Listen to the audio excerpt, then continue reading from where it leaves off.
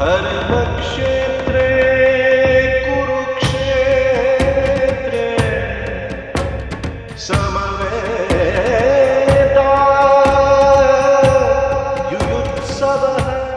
ओम सहनम भवतु सहनं भुनक्तु सह वीर्यैः करवावहै तेजस्विनाधीतमस्तु मा विद्विषावहै।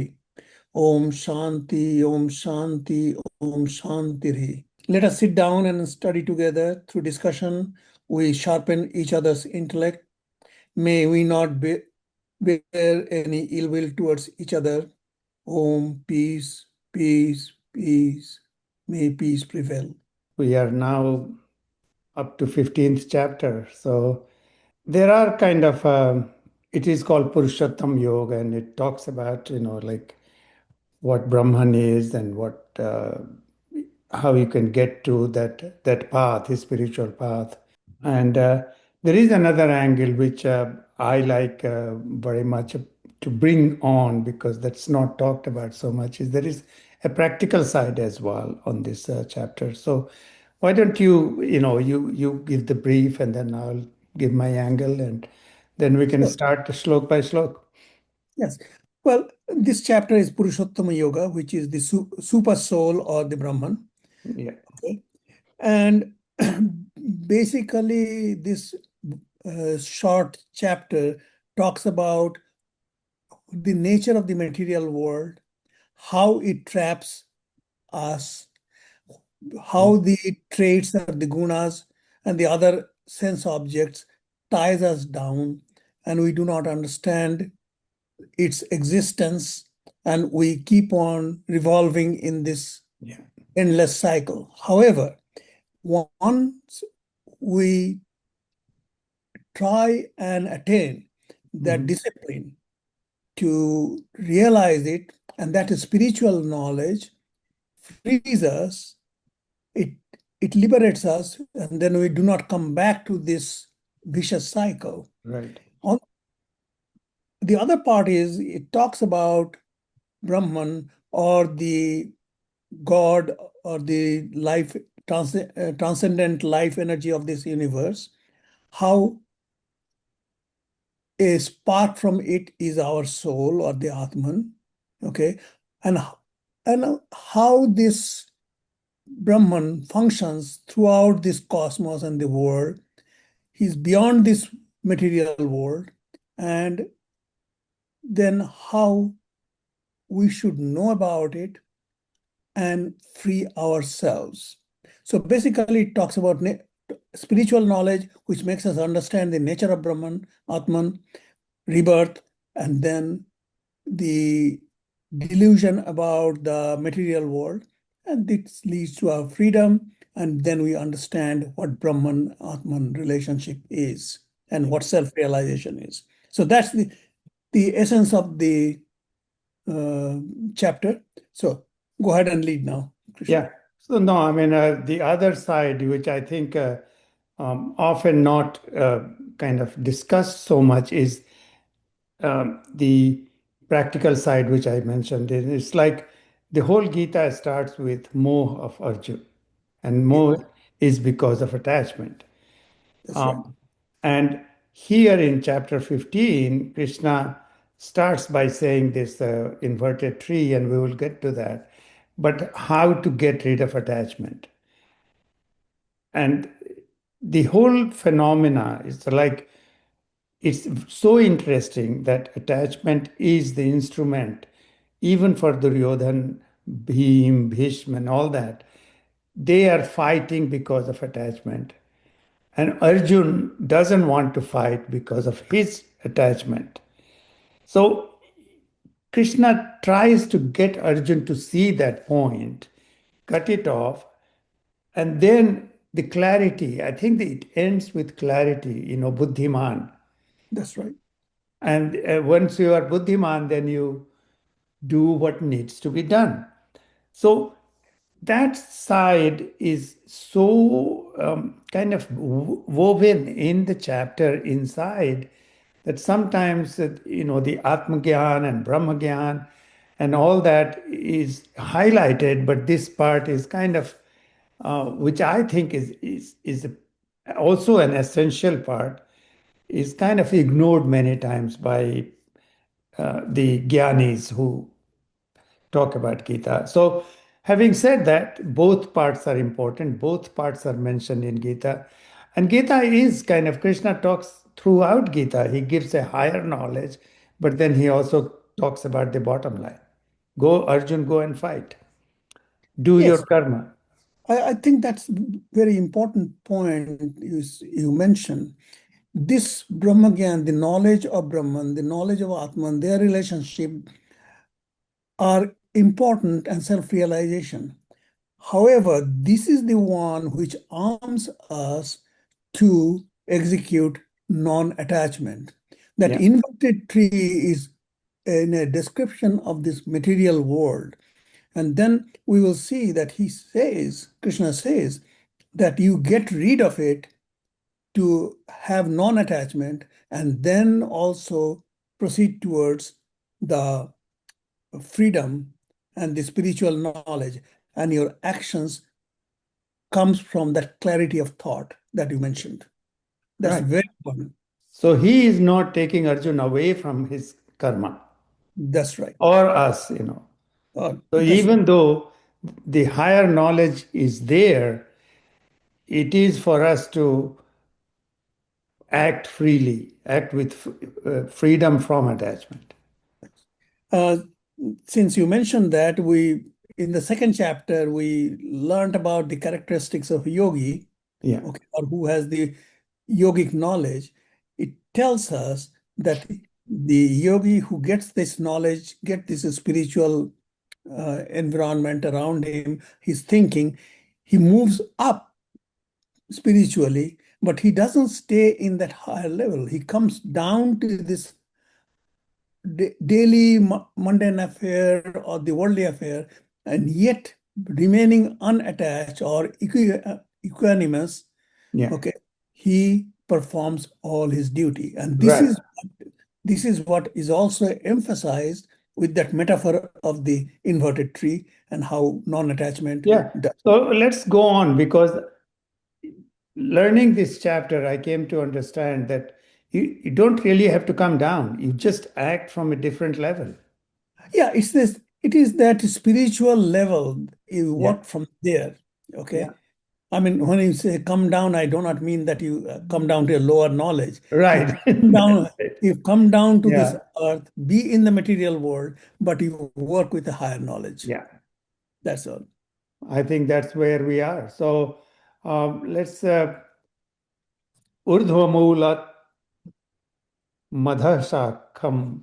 This is the tree, the inverted tree.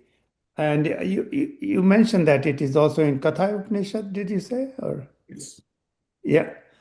And this is a beautiful concept, right? I mean, it's a beautiful description of the world, the connection between the world and the Brahman, right? I mean, why don't you expand on that? I mean, you have both the Vedanta knowledge and this one.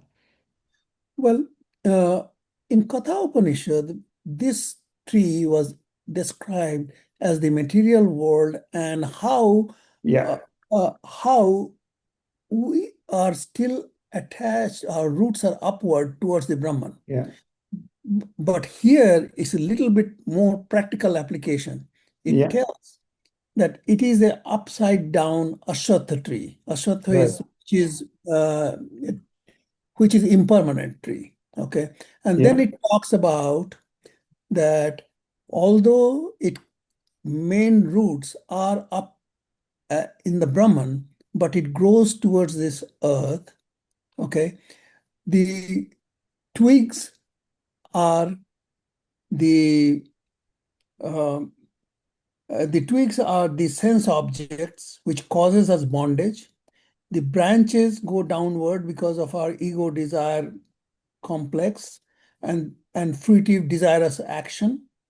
The leaves are the Vedas. Okay.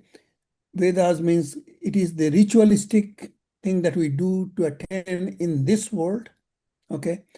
But more important than that, it is the gunas within us, which is the traits, that feeds this tree.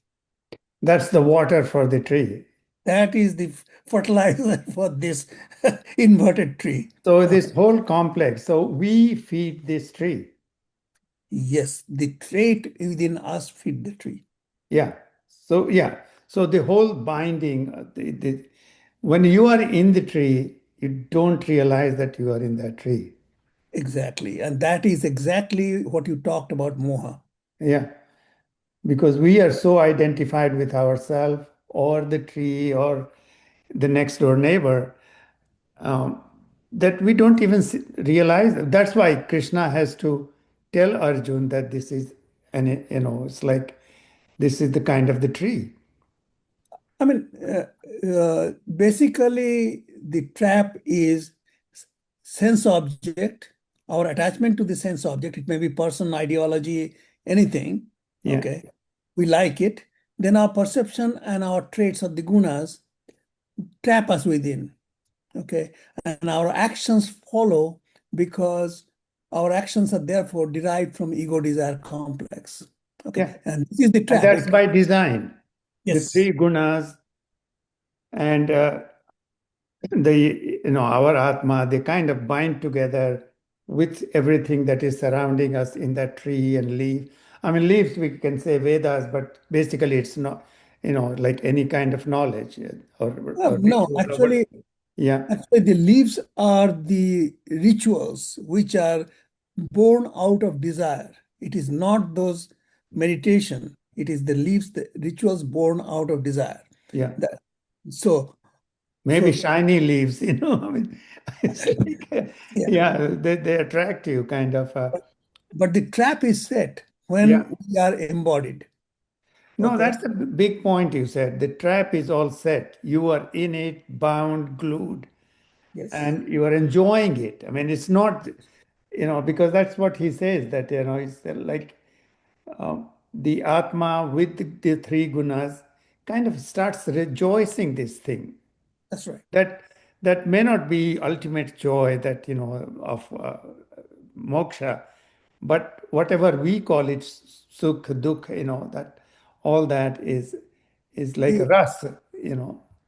You know, in chapter second, Yeah, when Krishna talks about in verses 16 to 31, that he says that there was never a time that I was not there and you are not there. That means they are right. all together. Yeah, But once embodied, Arjun, you have forgotten it, and that is the moha or I some still moha. remember it. Okay. And That's what. I Yeah. have not forgotten that Yeah. because Krishna as a Brahman doesn't have that moha. This is why does Krishna say this to Arjun? Is it just to increase his knowledge in the war, in the No, warfare or the field? no, to increase the clarity of his thought, take him out of this material bondage and function with a non-attachment and clarity of thought again. Okay. Yeah, So his actions are not because of his ego desire. It's a duty that he has to do, and also warns him that he's not the doer, but he's the agent of the deed. right. Okay. That's a good point. But the the whole thing is that all these things are open to all of us. Yes, This knowledge is for everybody. that's right. The next thing he says is for an individual, in my view. So, good, bad, ugly, all possibilities are there in everybody, right? That's right. And some people know it, but they can't act on it. Like Duryodhan, we heard his famous slok, That's Janami it. dharmam, nacha me pravitti. I know I don't want to do it. So it's not like he didn't know. And Arjun probably also. So we all have the potential beach, seed inside us to do a vast number of things. And some we choose and some we don't because of how we are brought up, right? Yes. Eh, In the previous chapter or the one before, we came across a verse where it talks about these three traits, Yeah, Sattva, Raja, Tamas, is within us. right. They are fighting with prominence with each other, okay? And we have to realize which one is the prominent at that time. Yeah. And that takes introspection and Yeah. understanding. So if we can curtail those uh, destructive type of gunas at that point, our action becomes a lot more Right. rational Yeah. and productive. That's all. Yeah. No, I think that's a very important point, Amitabh. And so here comes the thing. So we understand that the glue is powerful, the attachment is powerful. It will take something powerful to separate. That's right. And that's when he says, oh, by the way, this tree is called what? Ashwatha. Aswatha. And Mhm. the other point that you had mentioned about the pop roots. Yes. It does, that verse also says that Yeah. although the roots are in Brahman upward, Yeah. but the The prop main roots, root. Yeah. yeah, main root, but the prop roots go down into this material world Yeah. and and it Find clutches, anchor. yeah, it finds anchor in the material world. Yeah. So that prop root is also important. We Yeah. have to That pop root is very important. So then Krishna says, how do you get out of this? And he says, Asanga shastrena dirhena chitva. And I love this. And why I love this, because this is maybe late in my life, I used to believe that if you do puja, part, rituals, and meditation and yoga, then you get non-attachment. It is Krishna has totally reversed my whole thinking. He says that know this, and once you know this, you use the power of non-attachment. And this is probably the first time I see that non-attachment is powerful or can be powerful. actually he uses the word shastra, which is Yeah, used he says, where yeah, asanga sastrena drihena, with determination. So yes, you have to have a big intention, right? Sankalp. He doesn't end here. He says, tata padam tat parimargi tavyam. Then you take the spiritual path. It's not the other way around. that's right.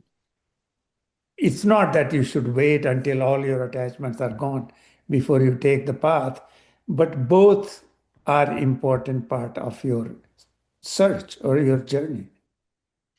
Yeah, actually, it is the way we understand the material world, Yeah, like the inverted tree.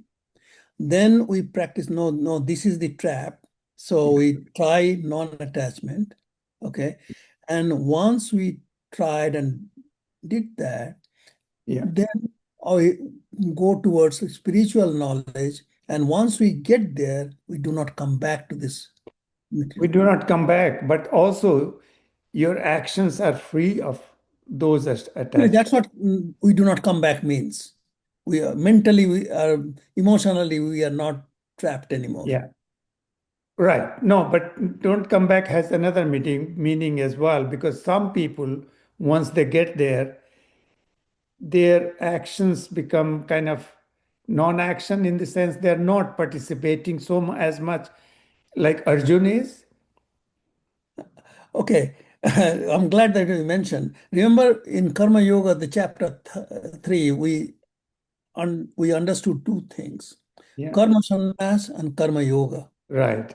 Some people, a minority of them, will understand what these actions are, and then they withdraw themselves. They Yeah. go into spirit, I mean, whatever. So They they take become sannyas sannyas. from karma. So mundane karma they don't do. I mean, they Yeah, still eat and that's right. walk and, yeah, But for majority, he suggests karma yoga, where you have got non-fruitive action, and through that comes the spiritual knowledge. yeah. So, so, Well, he so has to make sure Arjun fights. yes, So, so even in chapter 15, I think there is a subtle hint there throughout, or throughout Gita, there is that, You have to act, you have to work. And I take that message to me as well. I think it's not, I think it comes here that, it's this message is not time bound. Like it's not only relevant when Krishna was there. It's Sanatana, they Yeah, mentioned one right. time. Yatah pravitti prasita purani. Um, so then think about God and think of me and fight, or think of me and do your action. Kind of, he talks about that. Then comes the nirmana moha Chitta Sangha dosha. sangadosha. This is when you said the trap, I mean, the main trap is here. Man, moh, and sang. It's like, I know so and so, right? Yeah, attachment. Okay. And we try to project ourselves with that attachment. Yeah. Okay. Or So we, man is like prestige, right? man, yeah, you can say that. Yeah. Pride, haughtiness, whatever. Right. Ego is the main enemy of knowledge. People who are knowledgeable, when they develop ego, the knowledge becomes all polluted. Yeah. You will see a lot of people has got good degree and all those things, and they are always trying to portray them or trying to advertise them. The point is that you got the degree, but the question is you have to act now. Degree Yeah. that certificate tells you have got certain knowledge, but does that distill into action? So that's where the point is. Yeah, no, he So makes it very specific. very Nirman, specific. man is, you can say pride, or, it's like, Ego, yeah, basically. ego. Then moha, in English they translate it delusion, but it's a deep attachment, right? And then jita sanga dosha, sanga dosha means attachment as a, he says dosh. Dosh means, it's, Association with. yeah, yeah. And then adhyatma nitya, you know, vritta kama, nivritta kama. So desires you have, Non-desire. yeah. And then adhyatma nitya is like the words we have used, Nitya. atmanyeva atmanatoshta, kind of sukh dukh, I mean, the happiness and sorrow is not known, kind of a non-entity for you. I mean, it will happen, but you are not kind of, it's like disturbed by that. And so this is the five in nirmana moha jita sanga dosha, and uh, free from dualities. I mean, Gita is dual but non-dual. I mean, it's like it doesn't purely say Advait, right? It talks about Dvait, it talks about Advait, but it doesn't make an opinion or big argument on one or the other, right? No, it doesn't say that. All that it tells you, have this knowledge Yeah, and function in this world. Gita's importance is it's a practical yeah, or applied Upanishad. I always say that it's yeah, applied Upanishad. I mean, we can have all the theoretical knowledge, but how to act upon it yeah, is the part of Gita. That's why Gita is so important. yeah, Now, as we are going through this chapter, look at that. It is like a compendium of how to act yeah. and why to act like that. And very systematic. Very systematic. I mean, I love this. Cut the attachment, go to this path, and where do you go? So 6 describes where do you go. न तद् भासयते सूर्यो न शशांको न पावक यद मत्वा न निवर्तन्ते तद्धाम paramam yama. So this is, it's not lighted by sun, not by moon, not by the, teja of fire. So what he's saying, what we always say, transcendent. What is transcendent? Basically, you see, the sun, the moon, or the fire, or whatever it is all in this material world. Yeah, Okay. And then he talks about my abode is beyond that. yeah, Actually, in Upanishad, it's the verse is natatro suryo bhati. and then on, I don't remember the verse, but I remember the first few words. Yeah. It is it is the place which is about a Brahman, that is the planets and all those things and this world, is not there. This is beyond where is the abode. So you have to understand the inner meaning is that it is beyond this material cosmic world. Yeah. Okay. And So once we have that spiritual knowledge, we realize that is where Brahman is, and that is our goal. yeah, so it's very interesting journey. Like it starts by knowing the tree, inverted tree, or knowing your surrounding, and then getting out of that surrounding. Yes. And that's the non-attachment piece. But before we go forward, I remembered that Bengali story that you tell. There's the dubki, the guy who dips in water. Yes. Yeah, And it's a Bengali folk song. It's a spiritual one. yeah. Ama- Go ahead if you remember. yes. আমার যেমন বেনি তেমনি রবে চুল ভেজাবো না. That means I have tried hard to put the braids on my hair. Okay. And I have to make sure that when I take a dip in the river, my hair doesn't get wet, nor my braids get disarrayed. So the whole idea is when we are in this flow of this material world, we have prepared ourselves with this spiritual knowledge. We would not let it get destroyed, although we are in the middle of it. No, that's a beautiful, beautiful expression, right? It's Uh, a very good song too. yeah, no, that's for people who have hair. Well, uh, uh, God has helped us a little bit not to get involved. So, yeah. So that's why when you become nirmana moha, it's like you're beyond that. So you are in the world, but it's not affecting you, basically, right? Yes. And then you start your journey towards the Brahman or the ultimate. Mamaivansho jiva loke. Then he describes about the abode, but then he says about Arjuna, about you and me.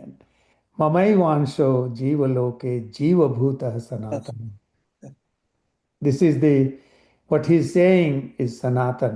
It's like it was true then, it's true now, and it will stay true everywhere, not just the time. It is But beyond time and space. It is yeah, eternal. right.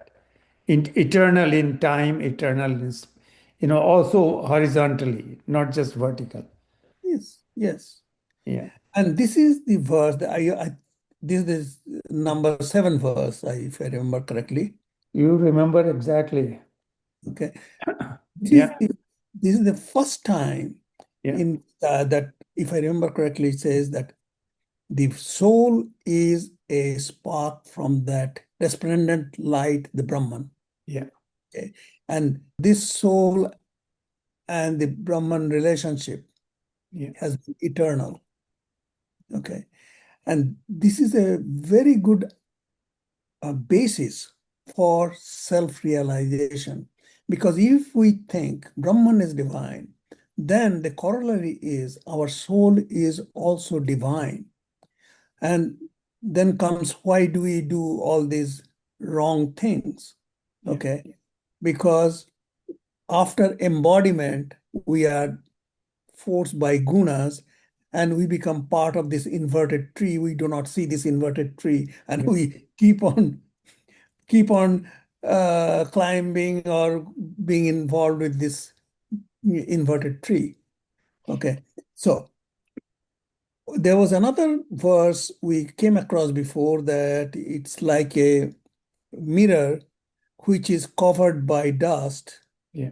That is the perceptions, ego, desire, conditioning, and the traits of the gunas. Once we remove that, then we can see our face. Yeah, once we clean that dust, right? Yeah, That's right. So, yeah. so this is But a this, Amitav, this also, it's like takes me to this to mention this important thing is that by saying that Ansh, we have the Ansh of Paramatma, suddenly you realize that yes, Paramatma may be a bigger Ansh, we may be a smaller Ansh, but there is some union there. There is some similarity there. That qualitatively it's the same. So this gap that many religions and concepts and theologists have, that God is out there, I am here, He's the judge, He tells me what I should do, and He gives me 10 commandments or orders, X, Y, Z, through whatever means, that's gone.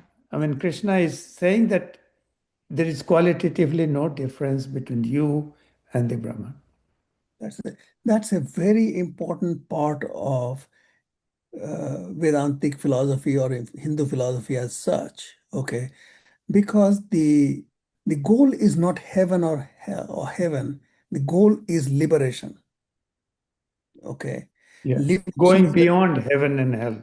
that's right. It's liberation. Yeah. And the other thing is that many other religious traditions distinguish between creator and creation. Right. But here it says, it establishes the relationship between the soul, which is a spark from that Brahman, and therefore it starts with a positive thinking. Okay, Yes. our inner nature is divine. Okay, instead of our inner nature is a sinner, here our inner nature is divine, and we just have to discover it.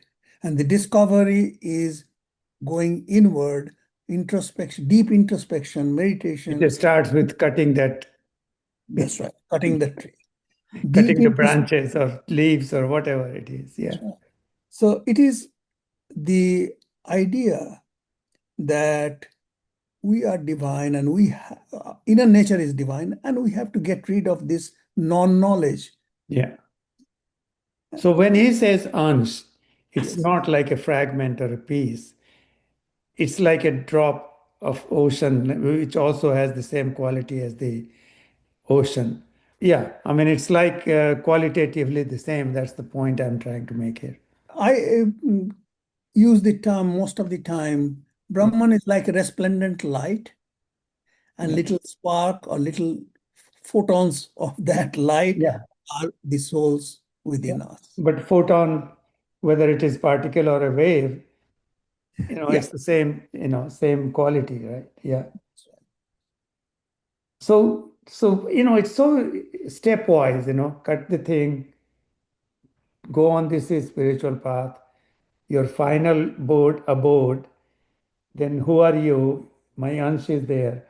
And then he says, what happens, how this Ansh comes in and how this Ansh goes out. That's right. So how it comes in when you are born and how it goes out when you are dying or dead.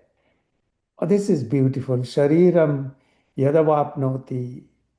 And he gives like the wind, like carries gandh, sugandh or whatever. Similarly, certain things from your existence, your body dies, but your man and indriyas, these is the five indriyas in the man, they go along with the astral body. I mean, he doesn't talk about astral body, but he just says these are the things that travel with you. And while you are here, Shrotram, Chakshu, Sparshanam cha, Rasanam, Pranameva cha. We talked earlier about this. This is ras. This is what, it's like adhisthaya manaschayam vishayanu pasevate. So while you are living, these sense organs and the man, they kind of, help you enjoy the life, basically. Yeah. Uh, I mean, you use the word rush. Rush is something like Rasanam, yeah, basically, yeah. Ras is like, Okay. Now, rasana is also called juha, but because we taste through our tongue. But ras is mm, the word ras is yeah, basically a functional entity. yeah, Like our nostrils are the mm, sense organ, yeah, but smelling is the function. right. Ear is the organ, but hearing Hearing is is the the, process. yeah. Okay, so that Parshanam is the skin, yeah. that's why these are all called sparshendriyam. Hmm. They are the one who send the afferent stimuli to our mind from the sense objects. Yeah. Okay, so with these things we are embodied. Hmm. Okay, and then as you mentioned, how it travels and all that. And then he talks about, the 10, where he talks about the gunas again.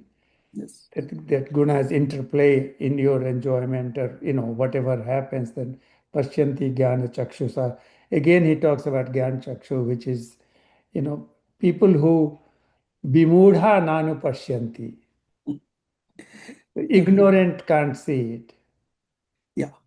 Basically, it talks about once you have this understanding, the spiritual knowledge, Yeah. and the self-realization, okay, then one can see the interplay of all the factors that we talked about: sense object, the Yeah. afferent stimuli, The our inverted perception, tree. yes, our Yeah. perception, ego, desire, conditioning, our traits or predominant gunas at that point, Yeah. and then he starts enjoying it. Yeah. Okay, and we keep on moving in this world. We keep on in love with this tree and be in on that tree. Okay, Yeah. so so so the one who has got this spiritual knowledge, who understand the Atman Brahman relationship and self-realize, they can see this one. But the people who do not know, the ignorant or deluded, they are not able to conceptualize this. Yeah. Leave them alone. Krishna leaves them alone. Kind of. Well, He gives Duryodhana a try, but yeah, he tries, but yeah, Duryodhan is a slave of pravritti, his yeah, inclination, and that is once again those traps that we talked about. yeah. He is trapped in that. So that's what he says. Pashyanti jnana chakshusa. We had talked about jnana chakshu before, which is, once you have the knowledge, you have a different view. That's It's right. like, what is that thing? What the eyes do, what the mind doesn't know, the eyes do not see. That's right. Yeah. So Krishna is saying that, yes, get this knowledge. Now you can see them as well. Some other people are not even interested in the knowledge itself. That's Or right. even if they know it, they choose not to Yeah. see. And Remember one we that's why he says vimudha. Mood is some sort of not retarded, but they're intelligent, but they choose foolish. not to.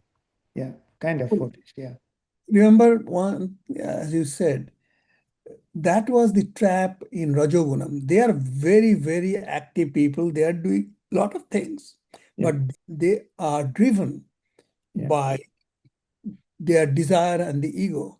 yeah, So, although they are functioning very intensely, but their focus is lost. yeah. Meaning, Rajogun is keeping them bound to them, keeping bound. them away from any sort of any other.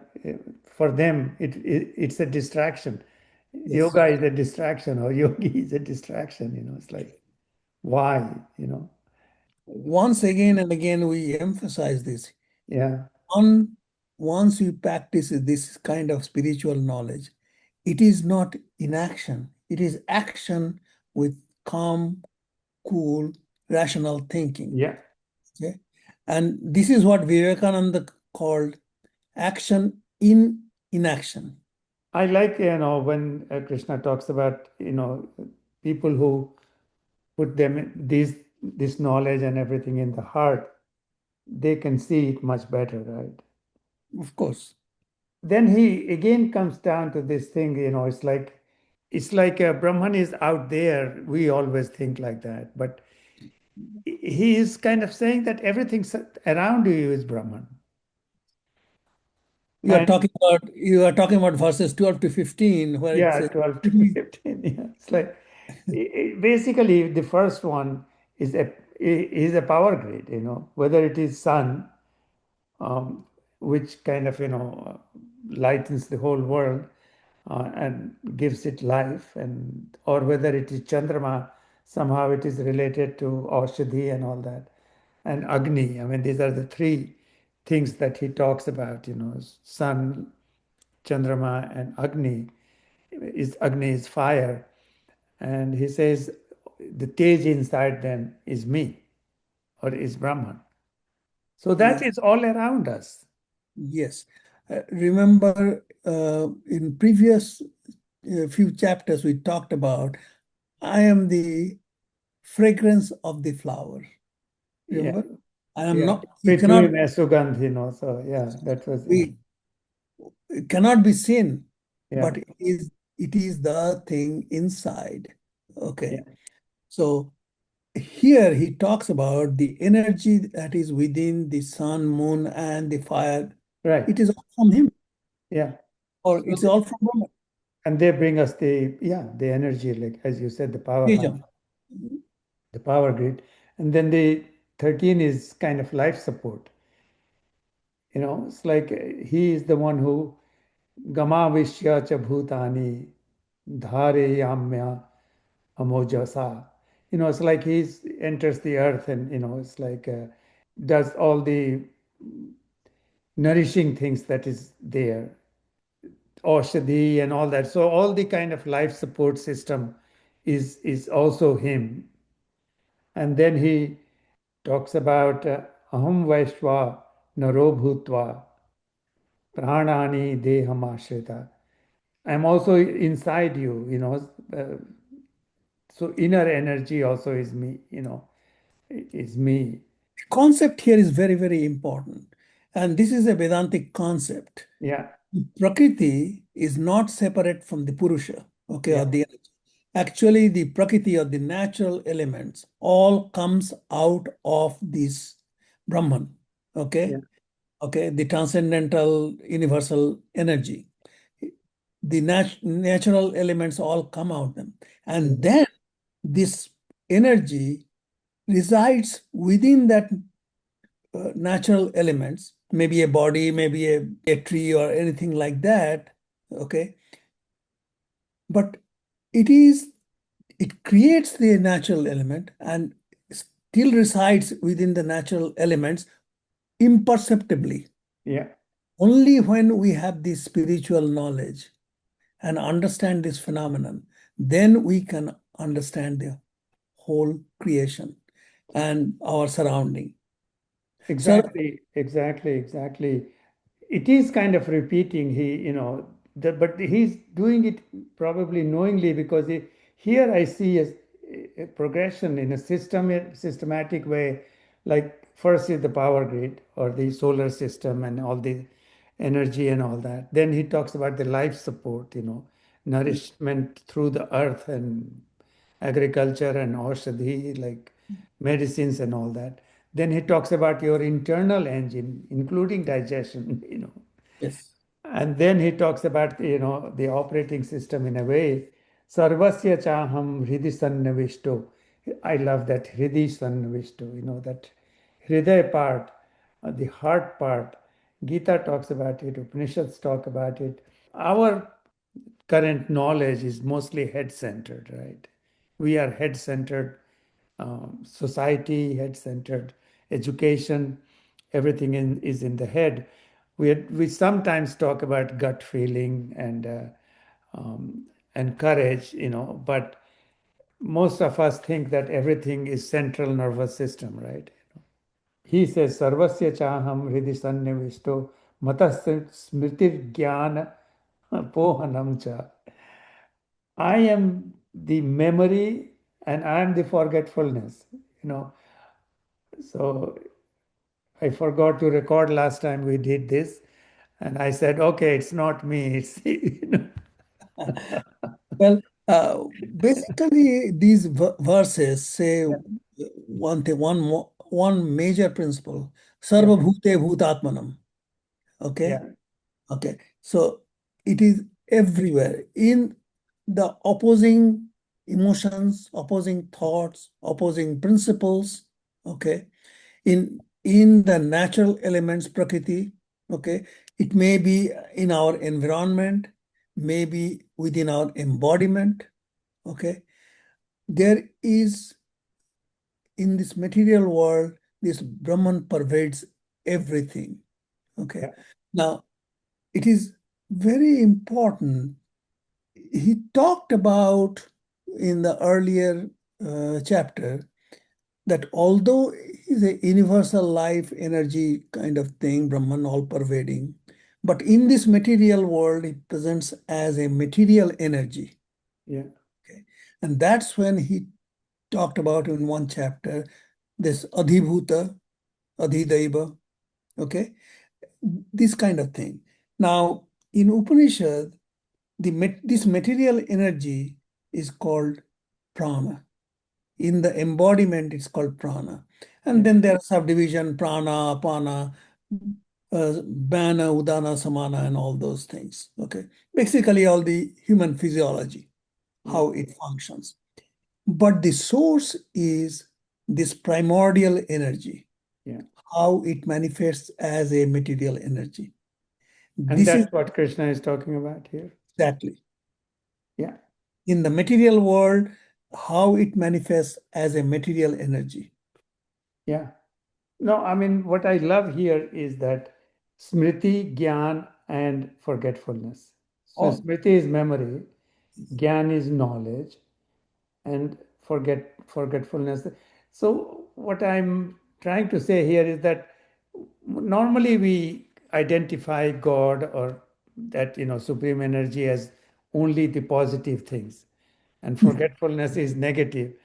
But sometimes, I mean, forgetfulness can be a good thing that you forgot.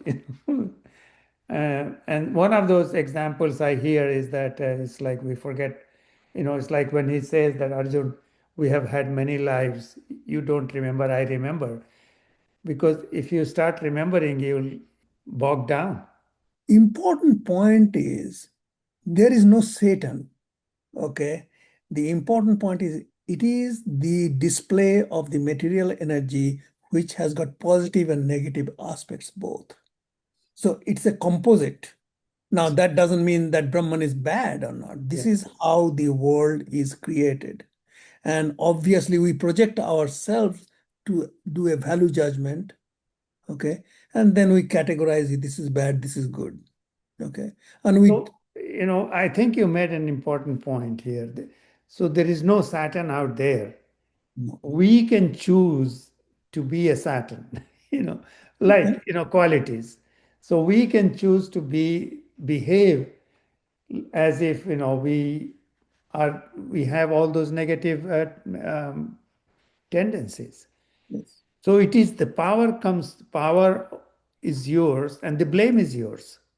Yeah, You cannot blame someone else that someone else took you to this path. that's right. So so it is a blessing, or and I don't know if it is a blessing or not, because it makes you more responsible. And again, I emphasize that our negative actions are related to our perception, our attachment to sense object, and and predominant gunas at that point. Yeah. The only way to get rid of that is our discriminative intelligence or buddhi, and Mhm. that comes from the spiritual knowledge and self-realization. And then comes the characteristics now, it's like two beings or three beings. And then he comes, now it's coming to the kind of peak of chapter 15, where he goes, Dvavimo Purusho Loke Ksharakshar Evacha. We have talked about Kshara and Akshar, but here he takes us to one step further. Kshara Sarvani Bhutani Kutastho akshar uchyate. So kshar and akshar, it's like a.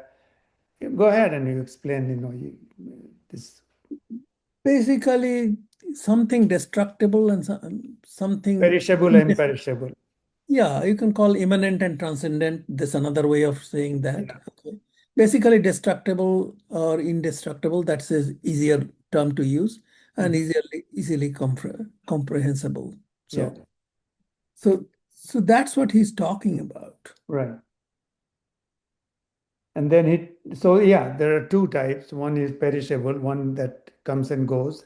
The other is permanent, like, someone designed it like a hardware and software. But software can also change. But, so it's not exactly a good description, but Uttama Purushas Tvanya Paramatmetyu Dahirata. Whatever in this material world, Hmm. okay, that we see, we feel, everything, our emotion, our thoughts, Yeah. objects all around us, they are all they are all impermanent, they are Yeah. transient, okay? It is only the Brahman, okay, and its fragment of the Atman, they are imperishable. They are the permanent one. That's what we also read in the chapter of Sat and Asat, real and unreal. Yeah. But then he says there is another one beyond these two is the Uttama Purushastvanya. And that is the one who kind of maintains the whole universe, both Kshetra and. So, and that person is Purushottam. I mean, Yeah. that's one name for that, which is definitely beyond the Kshar, which is perishable, but it's even beyond the Akshar, which is the transcendental. So this is interesting that there is a third component as well. When he talked about Kshar and Akshar, he did. I don't think that was discussed that explicitly, but No. here he talks about that. Those who know me or know the Brahman like this, they know the real knowledge, right? Yes. Once you know, I mean, this seems like, then they do it. I think it will happen spontaneous that you will start kind of having that gratitude or, it's like gratefulness to this person. I mean, it it will be automatic, right? And sarvat bhajati mam sarva bhavena bharata, it's like all their emotions and everything, pours down to him. But it will be automatic. I mean, Yes. if I come across some, this kind of entity, I mean, it will be like just thinking about it. Iti guhyatamam shastram idamuktam mayanagha nishpap argun, that is anag. He nishpap argun, I mean, he acknowledges that Arjun is a great guy. I mean, simply, I mean, if Krishna says Arjun is a great guy, he's a great guy. Nishpap means you don't have any ill feelings about people, right? Yes, sir. And this is the secret of secret. Etat buddhva buddhimanas. So from this knowledge, you become buddhiman. Wise. Yeah. So from this wisdom, you become knowledgeable or buddhiman, you get that clarity. And then it says, buddhva buddhiman krita krityah. You do what needs to be done. Yes. The So, conclusion is you attain this wisdom and let it reflect in your life and your actions. yeah. So you get that clarity, it's like somebody said, you finally act with 100% intensity and 0% anxiety. Exactly. मामकः पाण्डवश्चैव किमकुर्वत सन्